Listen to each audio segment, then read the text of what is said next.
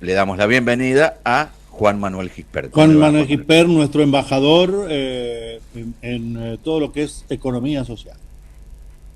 Buen ¿Qué día, dice Emilio. Buen Juan? día, Ariel. ¿Cómo están? Bien, bien. Bien, Muy bien por acá. No Bueno, sería bienvenido. mal ser embajador por un año. ¿No es cierto que no? Y sobre todo no, en París. No, sobre todo en París, claro. París era sobre una todo en París, fiesta, tal cual. decía Hemingway.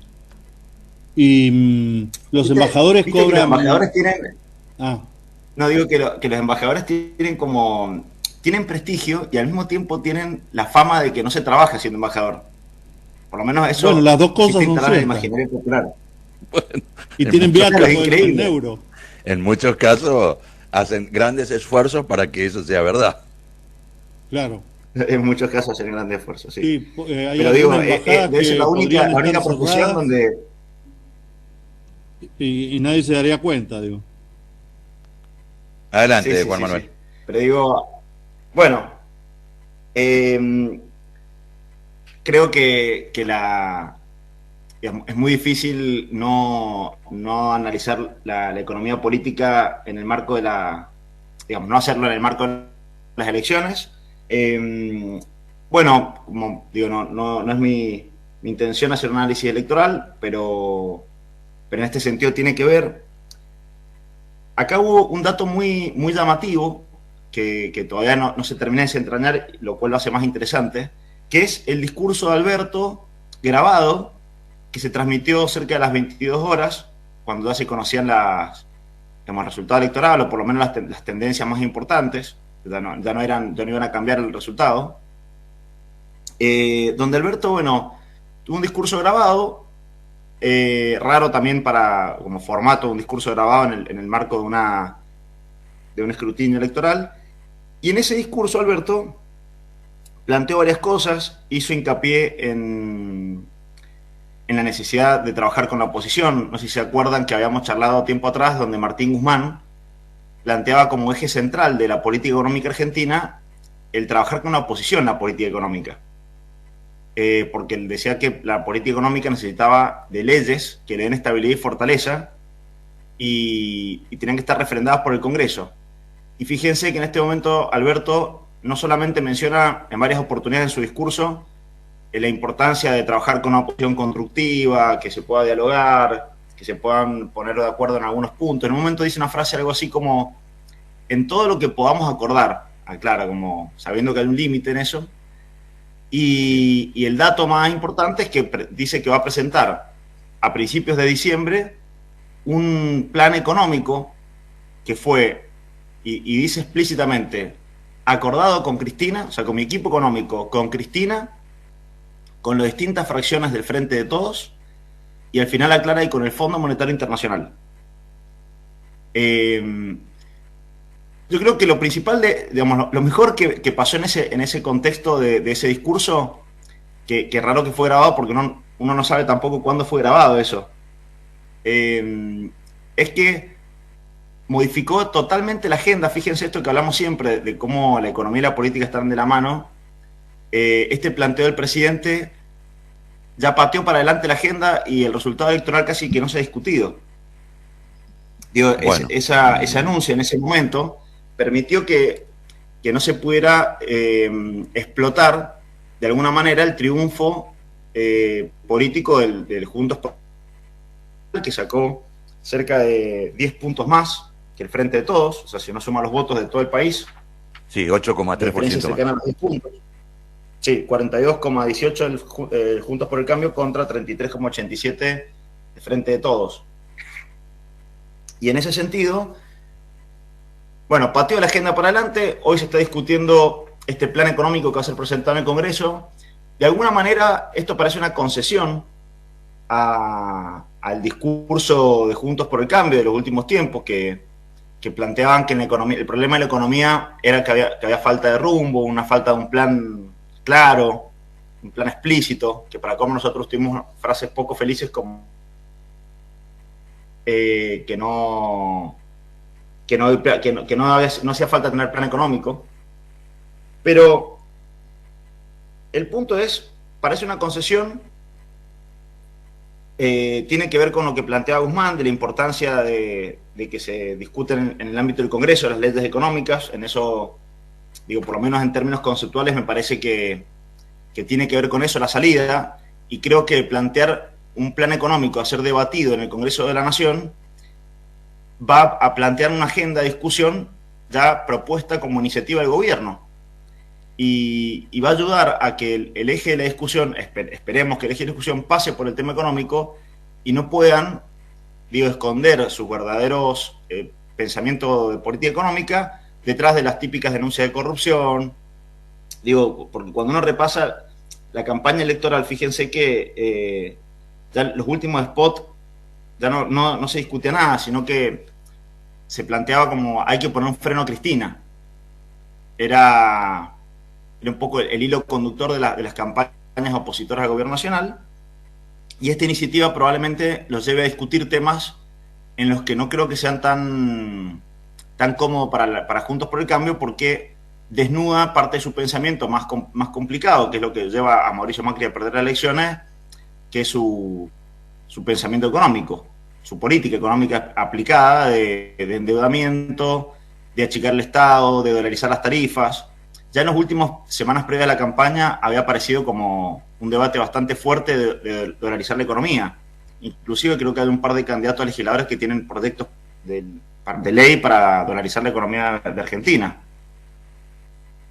Que si no mal recuerdan, sí, en el 2001, el debate argentino pasaba por ahí. O sea, en el 2001, cuando la Argentina tiene que salir la convertibilidad, había dos fracciones del capital principalmente enfrentadas, lo que es el capital financiero, que planteaba la dolarización de la economía argentina, que es el modelo que aplica Ecuador en ese momento. Sí, el modelo que le exportó Domingo Felipe Cavallo a Ecuador, ¿no? Así lo dejó enganchado. Sí, también. Sí, nuestro mejor exponente le mandamos a los pobres ecuatorianos. Sí. Y el sector industrial argentino que planteaba la devaluación. Sí, y había un tercer sector, en realidad, que no se lea como tercer sector de ONG, digo, había una tercera opción que era hacer una canasta de monedas, que no se quiso hacer, ¿no? Y que no lo quiso hacer básicamente de Santibáñez y de la Rúa por aquel tiempo. Uh-huh. Sí, yo aclaraba esto de fracciones del capital que debatían este modelo económico para el país, este modelo monetario en realidad, y es el debate que está planteado hoy. O sea, hoy pasa que se vuelve complejo, pero Juntos por el Cambio de alguna manera representa, en términos de intereses económicos o de sectores del capital, al sistema financiero y al sector de la pampa húmeda. Cuando uno escucha, por ejemplo, uno de los problemas que hemos tenido en Argentina en las últimas semanas ha sido la especulación que se genera siempre cerca de las elecciones en torno al dólar blue, sí, o al dólar ilegal, que me da risa que en el diario Crónica, el cronista comercial, le llaman el dólar libre. Bueno, este dólar ilegal tuvo muchísima especulación, terminó el jueves pasado cerca de los 207 pesos, el viernes ya había bajado, y ayer ya bajó por debajo de los 200 pesos y se espera que siga bajando en estos días. Pero en el marco de esa especulación ya empezaron a aparecer algunos referentes de Juntos por el Cambio planteando la necesidad de devaluar la moneda. Que el dólar que tenemos es ficticio y que hay que devaluar. ¿Quiénes son? ¿Por qué hay intenciones de devaluar la moneda? Principalmente por las empresas exportadoras, principalmente por los exportadores de granos, que son representados en gran medida por Juntos por el Cambio. Recuerden que el ministro de Agricultura de la Nación, del gobierno de Mauricio Macri, fue un presidente de la Sociedad Rural Argentina. Incluso han armado una mesa política anti-kirchnerista de referentes agropecuarios. Y al mismo tiempo tenés referentes de ese sector político que plantean la dolarización de la economía. Entonces lo que quiero decir es, volviendo al principio de la columna, es que bueno, el hecho nuevo de la política es este plan de gobierno que va a presentar. No hay muchos datos de qué va a ser este plan económico.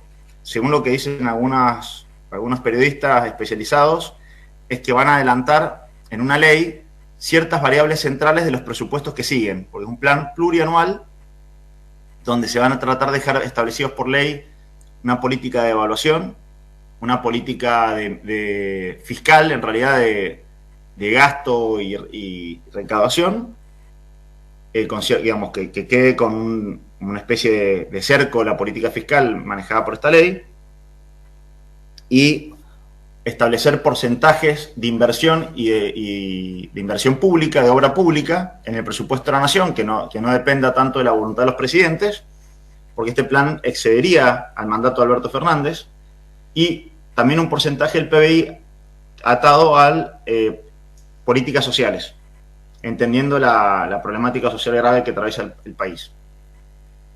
Ahora bien, otro punto llamativo de este plan plurianual económico que van a presentar, esta necesidad de plantear que está acordado con el Fondo Monetario Internacional. De acá yo creo que esto merece dos reflexiones. En primer lugar, fíjense lo político que es el organismo, que cuando a Macri le prestaron los 54 mil millones de dólares, de los cuales gastó 45 mil, nadie le pidió un plan económico a largo plazo planificado donde tenga que determinar a qué iba a destinar esos recursos. Al contrario, se le entregó, hoy está en investigación judicial ese préstamo porque se han violado partes del proceso legal para tomar el préstamo, tanto por parte de la Argentina como por parte del organismo, violando sus propios estatutos.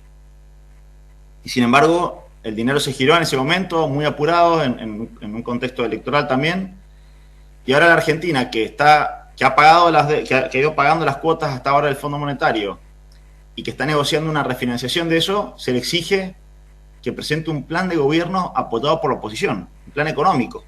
Ayer salió parte del directorio del Fondo Monetario aclarando que este plan económico requiere amplio apoyo político de la Argentina.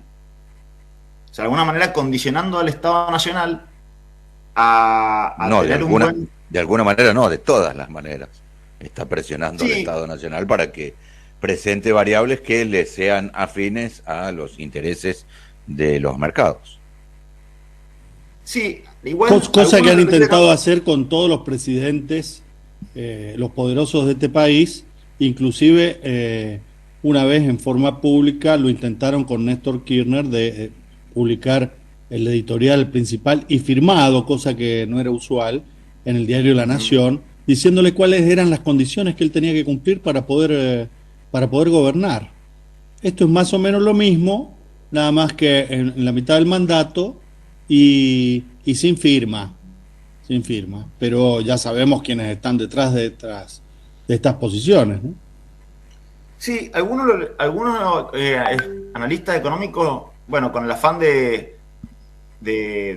digamos, de cuestionar al gobierno, dicen que esa declaración del FMI en realidad tuvo como objeto ayudar al gobierno a que la oposición lo firme, digamos, quitándole... Bueno, pero usted es muy generoso con sus colegas analistas y dice con el afán de ayudar. Yo diría que es con el afano y no de ayudar, sino de quedarse ellos con algo de verdad, porque básicamente los analistas económicos ortodoxos, liberales, no tienen dicen la barbaridad más grande sin ningún apego a la realidad y pretenden que todo siga así, como este que vino ayer, el perro López Murphy y su otro coequiper Artana, que vinieron aplaudidos por el empresariado mendocino, y los tipos vienen diciendo las mismas barbaridades que siempre, nada más que ahora avalado por un puñado de votos, porque López Murphy va a ser diputado por la provincia de Buenos Aires, diputado nacional, y sin ningún asidero en la realidad. López Murphy, que fue uno de los ministros más breves en democracia que tuvo este país. Estos son los tipos que ponen condiciones, Juan.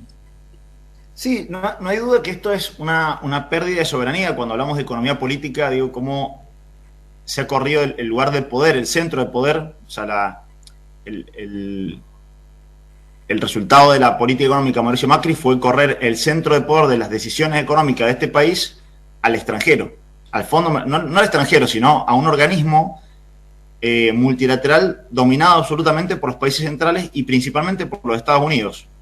Digo, hoy dependemos de los Estados Unidos para poder tener un presupuesto que ayude a desarrollar el país o no.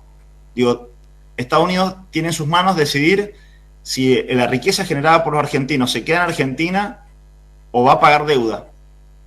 Una deuda que como dijo, a confesión de parte de Reloj de Prueba, Mauricio Macri en una entrevista reciente... con Longobardi en la CNN. Impresionante. Termina confesando, pero ni siquiera, porque no es una confesión de un tipo arrepentido. Lo cuenta con una impunidad absoluta, donde dice que la plata del Fondo Monetario Internacional se utilizó para financiar la fuga de dólares al exterior por parte de los bancos comerciales, que todo esto es un error conceptual. Sí, no eran bancos comerciales, son los fondos de inversión, no fondos buitres, en realidad. Sí, los fondos buitres. Son fondos de inversión, el nombre, podríamos decir, legal, son fondos de inversión, no son los bancos. Totalmente. Pero fondos buitres pues son bancos, fondos de inversión que no invierten en nada, que compran letras, especulan con devaluaciones, con corridas cambiarias y sacan la plata con enormes tasas de interés. Digamos, no tienen ninguna intención de inversión real en la economía argentina. Donde él dice que por miedo, o sea, el presidente de la Argentina dijo en una entrevista pública en los medios que él pidió un préstamo al Fondo Monetario Internacional para ayudarles a estos fondos de inversión o bancos comerciales, como le dice, a sacar los dólares del país porque tenían miedo de que vuelva el kirchnerismo. Sí, una cosa realmente que es incomprensible, pero después viene lo más incomprensible, que son los apoyos políticos que recibe de parte de la sociedad. Bueno, yo creo que el nivel de conocimiento que se tiene sobre eso es muy poco, esto que hablamos permanentemente, del cerco mediático, de la connivencia que hay entre los grandes grupos económicos y los grandes multimedios argentinos, tanto así que forman parte de la misma entidad empresaria, AEA, que le hemos mencionado más de una oportunidad. Pero fíjense, Mauricio Macri toma esa política, hoy quedamos atados a este organismo internacional, y el presidente, después del resultado electoral, tiene que decir en su discurso de cierre que va a presentar un plan económico avalado por el fondo. Es una locura en términos de soberanía política. Y el fondo al día siguiente dice, sí, pero ese plan tiene que contar con mucho apoyo político, o sea, condicionando al gobierno que va a tener que negociar y ceder en el ámbito del Congreso las principales variables que van a discutir. ¿Cuál es la intención del gobierno? Acelerar a toda velocidad este plan económico. Este jueves está convocado el Consejo Económico y Social Argentino para discutir este plan con empresarios y sindicalistas. La idea es llegar con la propuesta al Congreso con el mayor consenso posible de parte de los principales actores institucionales, como son los sindicatos y las cámaras empresarias, y la idea es presentarlo a principios de diciembre, previo al cambio de legisladores, la asunción de los nuevos legisladores, de la salida de los que tienen que salir, y que sea votado de la forma más rápida posible. Quieren evitar que este proyecto de ley entre en debate con la nueva composición del Congreso. Creo que tiene que ver con los problemas de quórum que le generó las elecciones en el Senado de la Nación. Y bueno, esa es la estrategia que tiene definido el gobierno. Lo más interesante destacar, esto que hablamos al principio, la iniciativa política siempre da su fruto. Hoy está la Argentina discutiendo este plan. Ayer, Juntos por el Cambio, una conferencia como para analizar el resultado electoral, y tuvieron que hablar de si iban a acompañar o no este plan económico que proponía el presidente. Pero bueno, el contexto no es el mejor. Más allá de que hayan logrado mejorar el rendimiento electoral, sobre todo en provincia de Buenos Aires, y que la pérdida de poder en el Congreso de la Nación no sea tan fuerte, ha sido un golpe. Sí, de todos modos, la lectura total, la lectura es que se mejoró en relación a las expectativas por el mal desempeño en las PASO, pero no es que haya sido una buena elección para el oficialismo a nivel nacional. Totalmente. El dato es que hay una reprobación, digo, el dato es que a nivel social hay una reprobación del Frente de Todos, más allá de las razones, que eso se podría conversar largo y tendido, pero el hecho es que, digamos, vamos a presentar un proyecto de ley en un contexto que las mayorías argentinas votaron a Juntos por el Cambio, que gran parte del poder de decisión lo tiene Juntos por el Cambio. El Fondo Monetario Internacional dice que Juntos por el Cambio tiene que aprobar este proyecto. Sí. Y digo, estamos yendo a un debate en un contexto que no es el mejor. Lo único favorable es la iniciativa y haber puesto, digamos, puesto primera.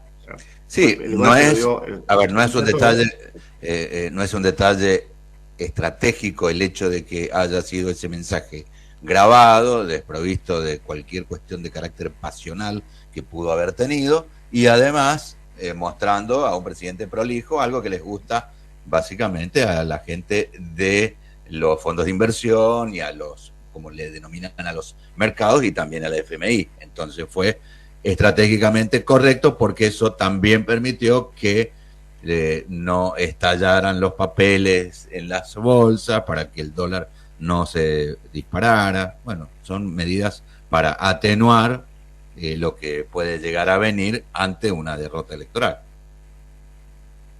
Así es, y fíjense que frente al resultado electoral, la salida política que encuentra el gobierno es este proyecto de ley, pero cuando uno va a los datos duros, que esto es lo más llamativo de la campaña y las elecciones, que los datos duros de la economía, sí, más buenísimos. allá que todavía los efectos positivos de estos datos económicos no se han terminado de palpar en la realidad, sobre todo de la clase trabajadora, son todos positivos. Hacía años que la Argentina no tenía las tendencias, porque no, digamos, hay muchos datos que son negativos, incluso en términos o sea, todavía no superamos a la pandemia en muchas variables, pero hacía mucho que la Argentina no tenía todas sus variables económicas con sendero positivo. Bueno, si me permite, Juan, este dato es importante, importantísimo, porque los empresarios hacen todo lo que hacen en política porque también les encanta tener super ganancias y hacer buenos negocios. Y van a sostener lo que sea que les dé buenos negocios, independientemente de la ideología o de las políticas de quien lo sostenga, cualquier actividad y cualquier plan de gobierno. Bien, y eso lo han demostrado siempre. No les importa quién gobierne. No, diciendo, totalmente diciendo. Bueno. Diciendo porque las variables, cuando les ha ido bien con el gobierno de Cristina, igual la bombardearon a más. Bueno, porque exigen más y quieren ganar más. No, tiene que ver con aspectos que van más allá de lo meramente económico y financiero. Tiene que ver con una carencia. Yo creo que. Sí. A ver. Sí, no, que respecto a lo que Semi le digo, varios puntos. Por un lado, que hay que tener cuidado porque ellos han construido la idea del empresariado, y esto lo hemos hablado más de una oportunidad. El empresariado del 99,6% es pyme y el 85% son empresas de menos de 5 empleados. Ese es el empresariado argentino. Y ese empresariado, la mayor parte, digo, por lo menos el 90% del empresariado argentino no se ve beneficiado económicamente por estas políticas.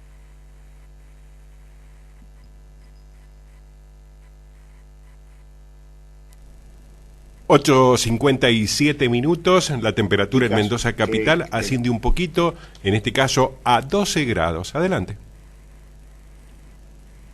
No lo escuchamos a Juan. No se escucha. Juan está... No lo escuchamos. Bueno, pero voy a tratar de resumir y probablemente después volvamos a tomar contacto con Juan Manuel Gispert. Lo que dice Juan Manuel Gispert es sobre datos duros. El gran porcentaje de el empresariado de la Argentina son pymes, y ese gran empresariado que suele verse beneficiado con medidas que tienen que ver con el incentivo al consumo son los que votan en contra de las políticas que incentivan el consumo. Por eso no coincido con esto de que solamente quieren ganar dinero y no les importa otra cosa. No, tienen una matriz, podría decir, cultural, en donde descartan todo aquello que tiene perfumia popular. Bueno, claramente es así. En Mendoza lo han demostrado por primera vez participando todos juntos de una lista común, aunque sabiendo que iban a perder, eran dar testimonio de lo que están opinando. Bueno, pero hasta ahí, está bien, pero hasta en ese caso, sí, Emilio, tampoco puedes ir todos juntos, porque hubo empresarios que fueron por un costado que es Compromiso Federal, otros todos juntos me refiero con la misma actitud, Ariel, con la misma decisión política de mostrarse. No, pero es que, sí, una cosa es poder salir al escenario y mostrar cuáles son sus pretensiones, pero vemos que las pretensiones son bien distintas, inclusive en el colectivo del empresariado mendocino. Que sí, pero en todas es presionar al gobierno. No, no necesariamente, no necesariamente. Hubo una facción que fueron los sparring del gobierno local, de Juntos por el Cambio, de Cambia Mendoza, que fueron los sparring porque sabían que iban a perder, que es el caso de Vargas Arizu y de Badaloni, y hubo otra... Sí, por el cambio ya. Está bien, pero hubo otras dos corrientes, sí, como los que ingresaron en el Compromiso Federal, Compromiso Federal y Partido Federal. En el Partido Federal, en donde había otros actores. No me parece que se pueda sintetizar tan fácilmente. Bueno, todos esos tienen ganancias hoy, después de la pandemia, después de la crisis que hemos soportado toda la población en la Argentina, ellos siguen teniendo ganancias. Y eso es lo más importante para ellos.